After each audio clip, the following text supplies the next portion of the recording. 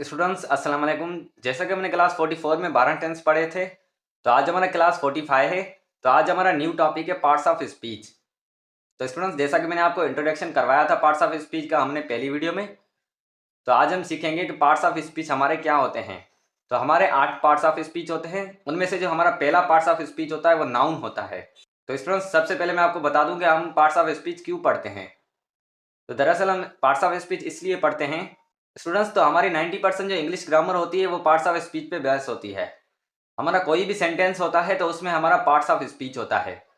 जैसा कि मैं आपको एग्जांपल दूं, the book is on the table. Students, तो यहाँ पर देखें मैंने आपको एग्जांपल दिया कि the book is on the table. जो हमारा द बुक है वो हमारा नाउन है, इज जो है हमारा वर्ब है, और जो हमारा ऑन है तीसरे नंबर पे, ऑन जो है हमारा प्रीपोजिशन है। तो ये सारे जो हैं ये पार्ट्स ऑफ स्पीच में आते हैं।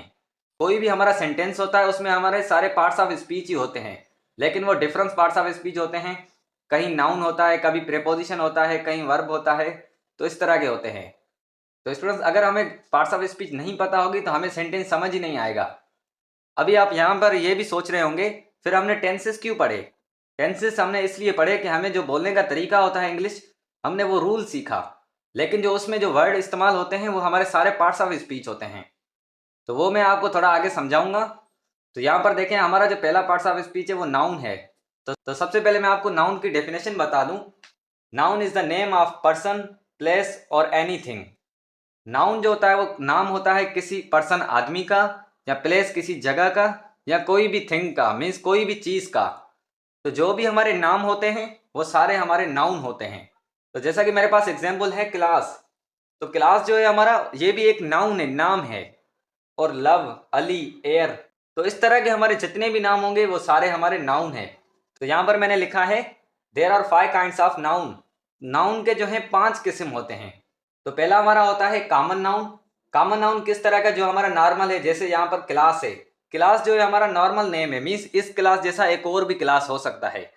तो इस तरह के जो भी हमारे नाउन होंगे तो वो हम कॉमन नाउन में काउंट करेंगे। तो ये मैं आपको सही तरीके से समझाऊंगा। अभी यहाँ पर मैं आपको इंट्रोडक्शन करा दूं। दूसरे नंबर पे आता है हमारा प्रॉपर नाउन, तीसरे पे आता है हमारा एब्स्ट्रैक्ट नाउन, और चौथे पे हमारा आता है कलेक्टिव नाउन, और लास्ट जो होता है हमारा वो मटीरियल नाउन होता है। स्टूडेंट्स, तो ये हमारे नाउन के 5 काइंड्स हैं। तो अभी हम इनकी डेफिनेशन एक एक करके समझते हैं, और वहां पर मैं आपको सही तरीके से समझाता हूँ कि कॉमन नाउन किस तरह के होते हैं, प्रॉपर किस तरह के होते हैं, सारे मैं आपको बताता हूँ एक एक करके। तो स्टूडेंट्स, उम्मीद करता हूँ कि आपको समझ आ रहे होंगे। तो स्टूडेंट्स, नाउन का हमारा पहला काइंड कॉमन नाउन है। तो यहाँ पर मैंने कॉमन नाउन की डेफिनेशन लिखी है। तो कॉमन नाउन की डेफिनेशन कुछ इस तरह की है। A thing date has other things of the same type is called common noun. ऐसी चीज उस जैसी कोई और भी चीज हो, लेकिन उसका जो टाइप हो, किस्म हो, वो सेम हो। मीन्स ये देखो एक मार्कर है, तो इस जैसा एक और मार्कर होगा ना सेम तरह का, तो उसे हम कहेंगे कॉमन नाउन। तो इस तरह के जो भी हमारे नाउन होंगे तो वो हमारे कॉमन नाउन होंगे। जैसा कि मेरे पास एग्जाम्पल है book, house, doctor, city, etc.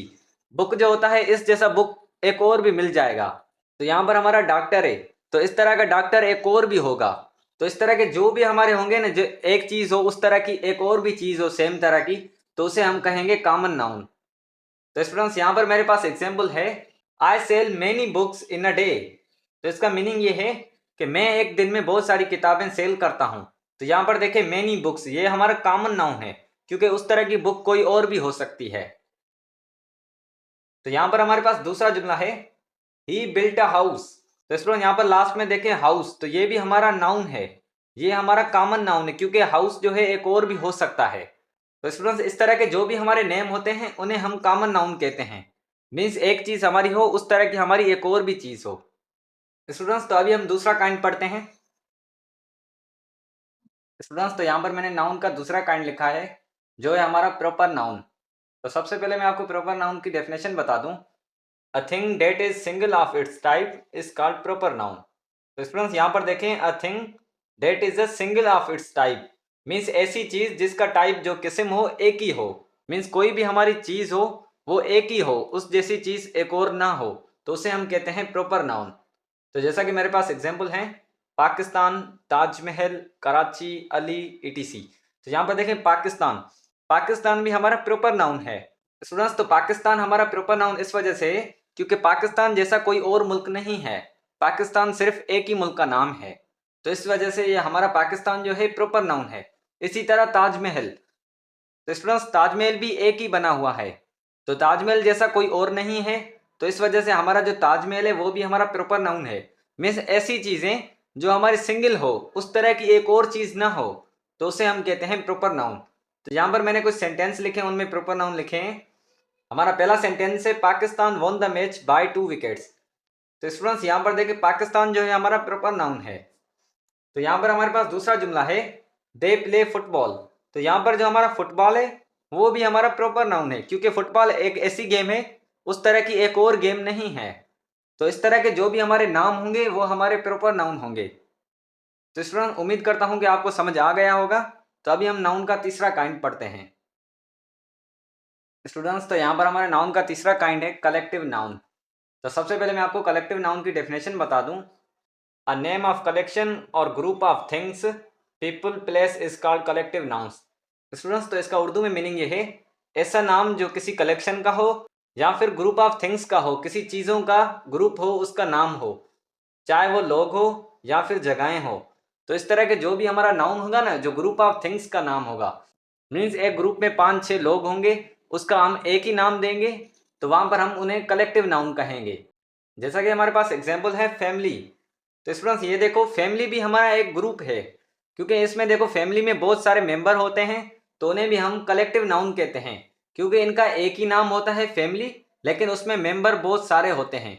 तो ये भी हमारा ग्रुप ऑफ पीपल हो गया। तो जैसा कि हमारे पास दूसरा है अ टीम। टीम भी होती है, टीम कोई भी टीम हो, क्रिकेट टीम हो, फुटबॉल टीम हो, उसमें भी बहुत सारे प्लेयर्स होते हैं। तो उनको जब हम एक नाम देते हैं अ टीम, तो ये हमारा हो जाता है कलेक्टिव नाउन और ये सिंगुलर हो जाता है। जैसे कि हमारे पास आर्मी हो गया, क्लास हो गया, कोई भी नाम हो, अ क्राउड हो गया, किसी भी कलेक्शन का नाम हो, एक ही नाम हो, तो उन्हें हम कहते हैं कलेक्टिव नाउन। तो स्टूडेंट्स इन्हें हम सेंटेंस में भी लिख सकते हैं। जैसे कि मैंने यहाँ पर सेंटेंस लिखे हैं। पहला हमारा सेंटेंस है my family is going on trip. मेरी जो फैमिली है वो ट्रिप पे जा रही है। तो स्टूडेंट्स यहाँ पर देखें, ये हमारा फैमिली तो हमारा ग्रुप है, तो इनका एक नाम जो होगा वो उन्हें हम कहेंगे कलेक्टिव नाउन। तो दूसरा हमारा एग्जाम्पल है team is ready to play cricket. Team जो है वो तैयार है क्रिकेट खेलने के लिए। स्टूडेंट्स यहाँ पर हमारा टीम भी है कलेक्टिव नाउन है, क्योंकि टीम में भी प्लेयर्स होते हैं। तो इस तरह के जो भी हमारे ग्रुप होंगे उनका एक नाम होगा, तो उन्हें हम कहेंगे कलेक्टिव नाउन। तो अभी हम नाउन का चौथा काइंड पढ़ते हैं। स्टूडेंट्स तो नाउन का हमारा चौथा काइंड है एब्स्ट्रैक्ट नाउन।